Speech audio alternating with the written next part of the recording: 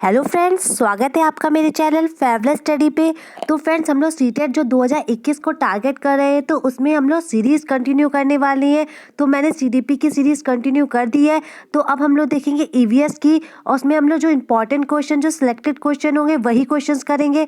तो फ्रेंड्स, आपके 30 में से 30 क्वेश्चन पक्के होंगे। और एनसीईआरटी को जो क्वेश्चन आती है ईवीएस में 15 नंबर की, उसकी मैंने थ्योरीज भी करवाई है और मैंने पुराने पेपर भी करवाए। तो आप मेरी प्लेलिस्ट में देख सकते हैं। हम यहाँ पे वही क्वेश्चंस करेंगे जो क्वेश्चंस बार बार एग्जाम में पूछे गए हैं। तो बहुत इंपॉर्टेंट होने वाला है सेशन सभी के लिए जो भी सीटेट 2021 में एग्जाम देने वाले हैं। तो फ्रेंड्स, अगर चैनल पे नए हो तो चैनल को सब्सक्राइब जरूर कर लीजिएगा, बेल आइकन को प्रेस कर दीजिएगा जिससे आपको नोटिफिकेशन हो मिल सके। लाइक शेयर कमेंट करके तो स्टार्ट करते हैं। तो आप वीडियो को शेयर कर दीजिए सबसे पहले दोस्तों, में बहुत हेल्पफुल होने वाला है सेशन जो भी सीटेट की तैयारी कर रहे हैं। और अगर चैनल पे नए हो और सीटेट की प्रिपरेशन कर रहे हो तो सब्सक्राइब जरूर करके जाइएगा जो भी चैनल पे नए हैं। तो स्टार्ट करते हैं अपने पहले क्वेश्चन से। तो क्वेश्चन नंबर 1 है स्क्रीन पे। ग्रामीण क्षेत्र के मकानों के ढांचे जहाँ की जलवायु है की स्थिति संबंधित होती है। एक गांव के मकानों के कुछ लक्षण दिए हुए हैं। तो ये बताना है कि कौन से स्टेट के ये मकान होंगे। मकान मजबूत बांस के खंभों पर बने होते हैं। बी ऑप्शन, अंदर से भी जो मकान होगा वो लकड़ी से बने होंगे। मकान की जमीन लगभग 3 मीटर से 3.5 मीटर ऊंचाई पर बने होते हैं। और मकानों की जो छतें होती है ढालू होती है। यदि इसलिए होती है क्योंकि अगर यहाँ पे गाँव से भारी वर्षा होती है तो यह गांव किस राज्य में होना चाहिए ये आपको बताना है। तो ऑप्शन ए असम, उत्तर प्रदेश दे रखा है, B option, C option Rajasthan, D option Bihar. तो मैंने एनसीईआरटी करवाई थी तो उसमें एक एक चीज़ें बताई है, उसको देख लीजिएगा, बहुत हेल्पफुल होने वाली। मैंने उसमें 15 नंबर की जो भी एनसीईआरटी के क्वेश्चन आएंगे, अगर आपने वो देख लिया तो आपको बहुत हेल्प करने वाला है वो सेशन। तो उसको जरूर देखिएगा जिसमें आपके 15 नंबर तो पक्के ही हैं। तो अगर आपने ये सीरीज़ कंटिन्यू कर ली तो आपको बहुत हेल्प होने वाली है, क्योंकि मैंने वही क्वेश्चंस लिए हैं जो बार बार एग्जाम में पूछे जा रहे हैं। तो जो उसका राइट आंसर हो जाएगा वो हो जाएगा असम। ए ऑप्शन बिल्कुल सही है, क्योंकि वहाँ क्या होते हैं, जो मकान होते हैं वो मजबूत बांस के खंभों पे बने होते हैं, और जो उनमें मकान जो होते हैं वो लकड़ी के बने होते हैं, और जो उनकी छतें होती है वो ढालू होती है जिसमें गाँव में भारी वर्षा होती है। अगर ऐसे 3-4 स्टेटमेंट दे रखे होंगे, आपको सही स्टेटमेंट बताना होगा। तो आगे देखते हैं, नेक्स्ट क्वेश्चन है। क्वेश्चन नंबर 2 दे रखा है, प्रयोग करना आकलन का ही एक संकेतक है। निम्नलिखित में कौन सा एक प्रयोग करने संबंधी संकेतक आकलन करने से सबसे उपयुक्त तरीका है, यह आपको बताना है।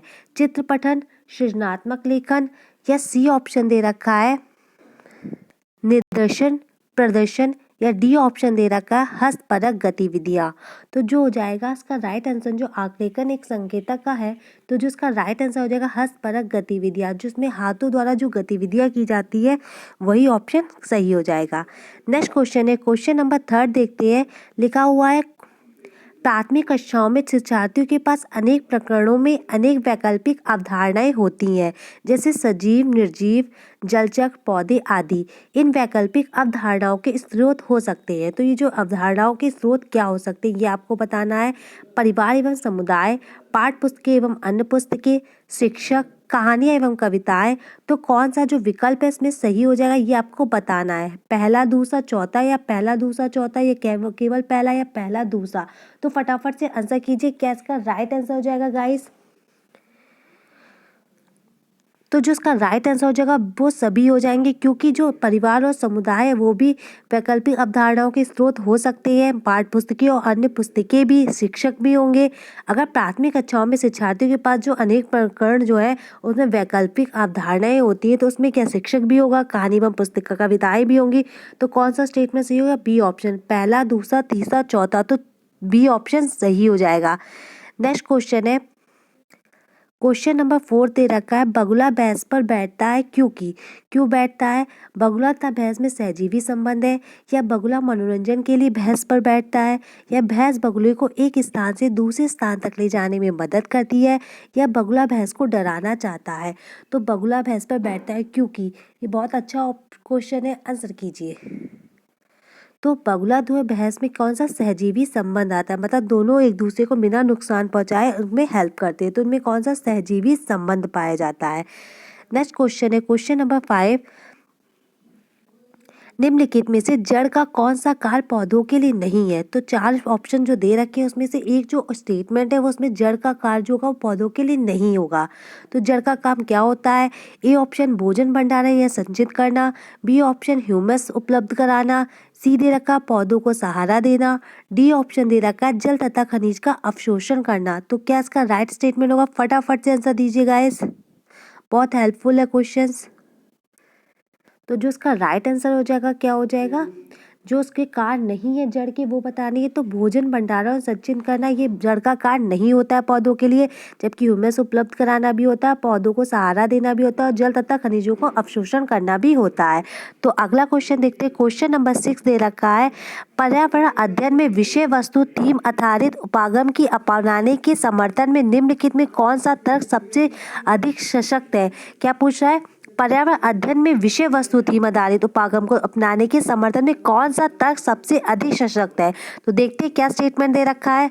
तो ए ऑप्शन दे रखा है, यह पाठ योजनाओं को एक ढांचा प्रदान करने और शिक्षण को अधिक प्रभावी बनाने में मदद करता है, यह शिक्षण को अधिक रोचक और गतिविधि आधारित बनाने में मदद करता है, यह अवधारणाओं, मुद्दों और कौशलों के वृहद विस्तार को सम्मिलित करने में मदद करता है, या फिर यह विशेष सीमाओं को नरम सौम्य बनाने और संपूर्णता में ज्ञान को प्राप्त करने में मदद करता है। तो क्या इसका राइट स्टेटमेंट होगा? आंसर कीजिए। तो सबसे सही आंसर जो होगा वो ए हो जाएगा, यह पाठ योजनाओं को एक ढांचा प्रदान करता और शिक्षण को क्या करता है? बहुत अधिक इफेक्टिव बनाता है, मतलब प्रभावी बनाता है, उसमें मदद करता है। तो जिन्होंने भी ए ऑप्शन सही किया सभी का सही है, बिल्कुल सही आंसर है। नेक्स्ट क्वेश्चन है, तो फ्रेंड्स वीडियो को शेयर कर दीजिए, बहुत अच्छी क्वेश्चंस है, वही क्वेश्चंस है जो एग्जाम में आएंगे। तो अगर आपने ये सीरीज फॉलो कर ली तो आपको बहुत हेल्प मिलने वाली है और आपके 30 में से 28-29 क्वेश्चन पक्के हैं। तो वीडियो को जरूर शेयर कर दीजिएगा और चैनल पे नए हो तो सब्सक्राइब जरूर करिएगा। क्वेश्चन नंबर 7 है, ये पढ़िए क्या लिखा हुआ है। क्या आपके घर या स्कूल के आसपास जानवर देखे हैं जिनके छोटे बच्चे हैं? आप अपनी नोटबुक में उनके नाम लिखिए। तो ये जो प्रश्न है मतलब क्या बता रहा है, आपके घर या स्कूल के पास जानवर है, देखिए उनके छोटे बच्चे देखिए, इसको आप क्या करिए उसके नाम लिखिए नोटबुक में। तो जो चाह रहा है वो क्या चाह रहा है कि इस प्रश्न के माध्यम से वो किस प्रक्रमण कौशल का आकलन किया गया है, तो वो कौन सा कौशल का आकलन कर रहा है? वर्गीकरण एवं चर्चा, परिकल्पना एवं प्रयोग करना, न्याय के लिए सरोकार, अवलोकन एवं रिकॉर्डिंग। तो क्या इसका राइट आंसर जगह फटाफट से आंसर कीजिए और लास्ट में मुझे अपने स्कोर जरूर बताया करिए कि आपके कितने करेक्ट हुए हैं। अगर आपने 25+ करेक्ट कर लिए तो आपके बहुत अच्छे नंबर आने वाले, क्योंकि ये वही क्वेश्चन है जो बार बार एग्जाम में रिपीट होते हैं, तो बहुत हेल्पफुल है। तो जो इसका राइट आंसर हो जाए क्या होगा? अवलोकन एवं रिकॉर्डिंग। क्या कर रहा है? जानवर को देख रहा है छोटे बच्चों, फिर अपने उसको अवलोकन कर रहा है, फिर इसको क्या रिकॉर्ड करके अपनी नोटबुक में उसका लिख रहा है। तो क्या कर रहा है? जो कौन से कौशल का आकलन कर रहा है? अवलोकन एवं रिकॉर्डिंग, बिल्कुल सही। क्वेश्चन नंबर 8 है, पर्यावरण अध्ययन पाठ पुस्तकों की विषय वस्तु में, जो पर्यावरण अध्ययन की जो पाठ पुस्तकों की विषय वस्तु होती है उसमें क्या होना चाहिए? परिभाषा और व्याख्यानों को दूर रखा जाना चाहिए, बिल्कुल। जो परिभाषा और व्याख्यान बिल्कुल नहीं होने चाहिए, एनसीईआरटी इसको नेग्लेक्ट करता है। रटकर जो भी रोड से द्वारा लर्निंग को भी वो हतोत्साहित करना चाहिए, बिल्कुल सही। बच्चों को प्रश्न करने और खोजने का मौका मिलना चाहिए, तो ये भी सही है, ये भी सही है, क्योंकि नहीं लिखा है तो ये भी सही है। देन बच्चों को विकल्प केवल लिखित जानकारी दी जानी चाहिए, तो ये ऑप्शन गलत हो जाएगा। तो जो हमारा राइट स्टेटमेंट है फर्स्ट, सेकंड, थर्ड, क्योंकि परिभाषा और व्याख्यानों से दूर रहना चाहिए, बिल्कुल अनसेफ यही कहता है। रटकर लिखने जो बच्चे रटकर कहते हैं उनको दूर करना चाहिए, उनको उससे मोटिवेट नहीं करना चाहिए, बिल्कुल सही। और उनको क्या करना है? प्रश्न करना चाहिए, क्वेरीज करनी चाहिए, उनको एक्टिव करना चाहिए जिससे वो खोजे, चीज़ों को लर्न करे, जिसमें उनकी क्रिएटिविटी बढ़े, बिल्कुल सही। तो तीनों ऑप्शन सही है, जिसमें फोर्थ ऑप्शन जो गलत है कि केवल लिखकर जानकारी दी जानी चाहिए, ये बिल्कुल गलत हो जाएगा। तो जो इसका राइट आंसर हो जाएगा D option, first, second, third, बिल्कुल सही है। ऐसे ही क्वेश्चंस आते हैं सीटेट में जो आपको ऐसे 1, 2, 3 स्टेटमेंट देंगे और ऐसे कंफ्यूजन और टाइम टेकिंग क्वेश्चंस ज़्यादा आते हैं। तो आप अपनी कॉन्सेप्ट क्लियर करिए, रट्टा ना करिए, कॉन्सेप्ट को अगर आपने क्लियर कर लिया तो आपके बहुत अच्छे स्कोर होंगे।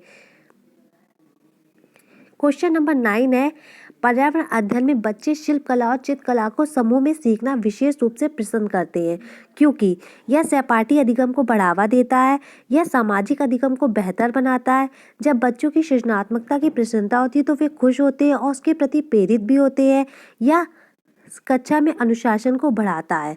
तो जो बच्चे होते हैं पर्यावरण अध्ययन में शिल्पकला और चित्रकला को समूह में सीखना विशेष रूप से पसंद करते हैं, क्योंकि आंसर कीजिए, क्या इसका राइट आंसर हो जाएगा? बिल्कुल, ये सहपाठी अधिगम को बढ़ावा देता है, तो ये भी बिल्कुल सही है। सामाजिक अधिगम को बेहतर बनाता है, बिल्कुल सोशलाइजेशन होता है जब बच्चे पीयर ग्रुप में सीखते हैं। फिर जब बच्चों में सृजनात्मक की प्रशंसा होती है तो वे खुश होते हैं और उसके प्रति प्रेरित होते हैं। बिल्कुल, जब उनकी क्रिएटिविटी, उनके काम को पसंद किया जाएगा, उसकी प्रशंसा की जाएगी तो वो और प्रेरित होंगे। या कक्षा में अनुशासन को भी बढ़ाता है। बिल्कुल, जब बच्चे होते हैं तो उसका जो ऑप्शंस होंगे वो चारों ही ऑप्शन सही दिख रहे हैं, और ये जो इसमें ऑप्शन हो जाएगा फोर्थ नहीं होगा। या कक्षा में अनुशासन को बढ़ाता है, तो अनुशासन की तो कोई बात ही नहीं है, तो ये ऑप्शन तो गलत हो जाएगा। बच्चे जब ग्रुप में सीखेंगे, जब लोग मतलब पीयर ग्रुप से, तो कहाँ अनुशासन कहाँ होगा, तो ये ऑप्शन गलत हो जाएगा। तो फर्स्ट, सेकंड, थर्ड स्टेटमेंट बिल्कुल सही है, तो राइट स्टेटमेंट हो जाएगा option number C, first, second और थर्ड बिल्कुल सही हो जाएगा। नेक्स्ट क्वेश्चन है क्वेश्चन नंबर 10।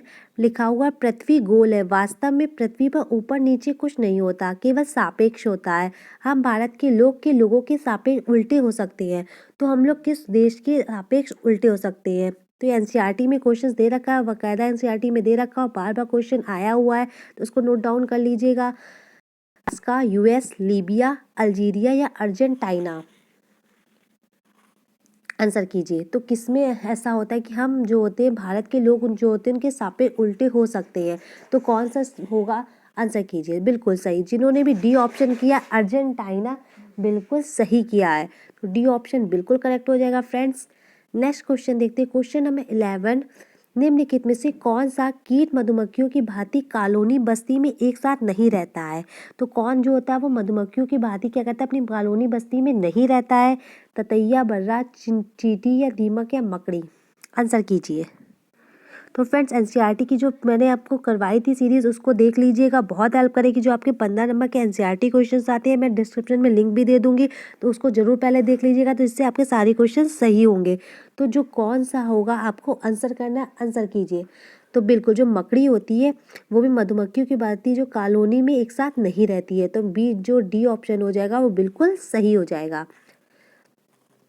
क्वेश्चन नंबर 12 है, कुड़ुक कहाँ के लोग की भाषा है? मिजोरम, मणिपुर, अरुणाचल प्रदेश, झारखंड। जो कुड़ुक भाषा बोली जाती है वो कहाँ के लोगों की भाषा है, ये आपको बताना है। आंसर कीजिए, बहुत इजी क्वेश्चन है, फटाफट से आंसर कीजिए गाइस।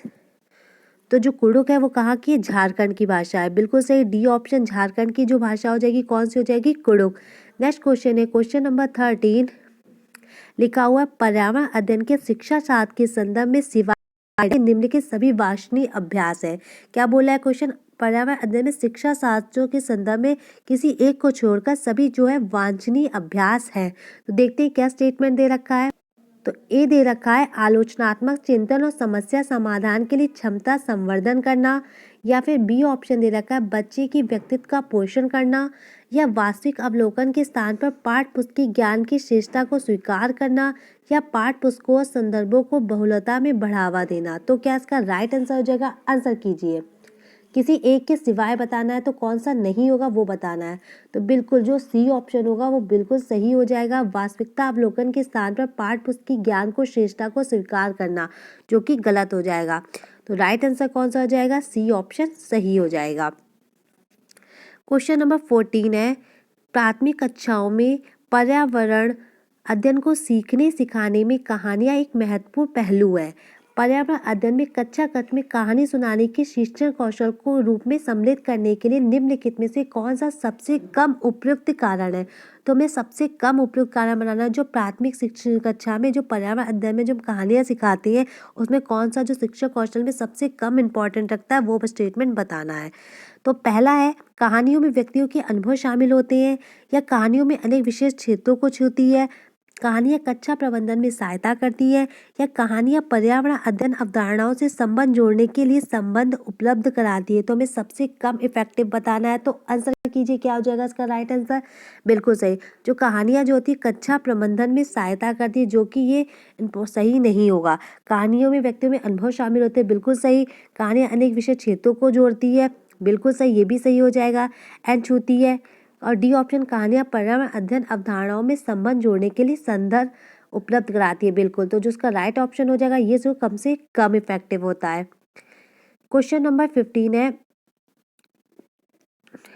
देखिए क्या लिखा हुआ है, कक्षा में पर्यावरण कक्षा 1 में पर्यावरण अध्ययन में शिक्षार्थियों के आकलन के बारे में निम्नलिखित में से कौन सा जो कथन है वो सत्य है।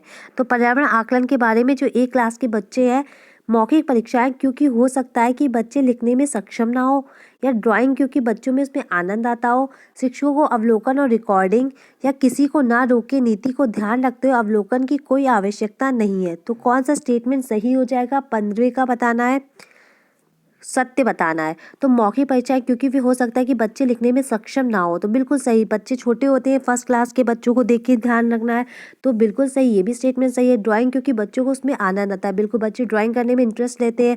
एंड सी ऑप्शन दे रखा है, शिक्षकों को अवलोकन और रिकॉर्डिंग, बिल्कुल अवलोकन करें उनसे कहें, फिर इसको देख के नोटबुक में वो जैसे लिख पा रहे हैं वैसे लिखे, और किसी को ना रोके नीति को ध्यान रखते हुए अवलोकन की कोई आवश्यकता नहीं, तो ये ऑप्शन गलत हो जाएगा।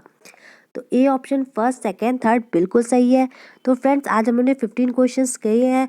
आई होप आपको सेशन बहुत अच्छा लगा हो। और मैंने सीडीपी का भी आज सेशन शुरू किया है, तो टारगेट सीटेट की जो भी सीटेट प्रिपरेशन कर रहे हैं, जो 31 जनवरी को एग्ज़ाम होने वाला है, तो उसी को टारगेट करके एक सीरीज स्टार्ट की है। तो वीडियो जो भी पसंद आई हो तो लाइक शेयर सब्सक्राइब जरूर करिएगा। कोई भी क्वायरीज हो, कोई भी कमेंट हो तो मुझे कमेंट बॉक्स में ज़रूर बताइएगा। Thank you for watching. Thank you friends.